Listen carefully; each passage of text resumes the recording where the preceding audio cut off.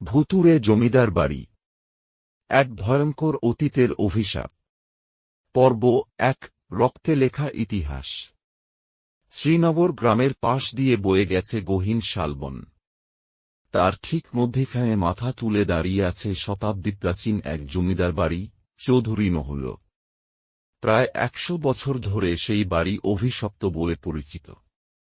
সূর্য ডুবে গেলে কেউ তার ধারে কাছে যায় না, কারণ বহু বছর আগে জমিদার সুরেশচন্দ্র চৌধুরীকে নৃশংসভাবে হত্যা করা হয়েছিল সেই বাড়িতেই, আর শোনা যায় তাঁর আত্মা আজও প্রতিশোধের অপেক্ষায় আছে। স্থানীয়দের মতে, রাতের অন্ধকারে জমিদার বাড়ির জানালা দিয়ে লাল আলো দেখা যায়, কান পাতলে শোনা যায় শেকল টানার শব্দ, আর মাঝে মধ্যে বাতাসে মিশে থাকে এক অদ্ভুত কণ্ঠস্বর, আমার রক্ত বৃথা যাবে না। কেউ যদি ভুল করেও সাহস করে জমিদার বাড়ির সামনে দাঁড়ায়, সে আর সহজে ফিরে আসে না। কিন্তু এসব কথা বিশ্বাস করত না অভিরূপ। সে একজন তরুণ সাংবাদিক, যাকে রহস্য উন্মোচনের নেশা পেয়ে বসেছে।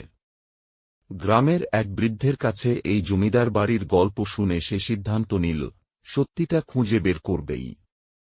সেদিন রাতেই হাতে টর্চ আর ক্যামেরা নিয়ে অভিরূপ ঢুকে পড়ল সেই ভুতুড়ে জমিদার বাড়িতে। চারদিকে নিস্তব্ধতা, শুধুমাত্র বাতাসের সাথে জানালার কপাটের ধাক্কাধাক্কি।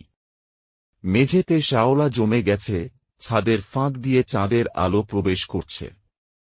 হঠাৎ পেছন থেকে একটা ঠান্ডা বাতাসের ঝাপটা অনুভব করল অভিরূপ। শিহরিত হয়ে সে ঘুরে দাঁড়াল। কিছু নেই। কিন্তু ঠিক সেই মুহূর্তে ধপ, একটা ভারী শব্দ এল দোতলার দিক থেকে, যেন কেউ পা টেনে টেনে হাঁটছে। অভিরূপের গলা শুকিয়ে গেল। সে ক্যামেরা বের করল, ধীর পায়ে ওপরে উঠতে লাগল। দোতলার করিডোরে পৌঁছাতেই তার চোখ আটকে গেল। সামনে মেঝেতে শুকনো রক্তের দাগ।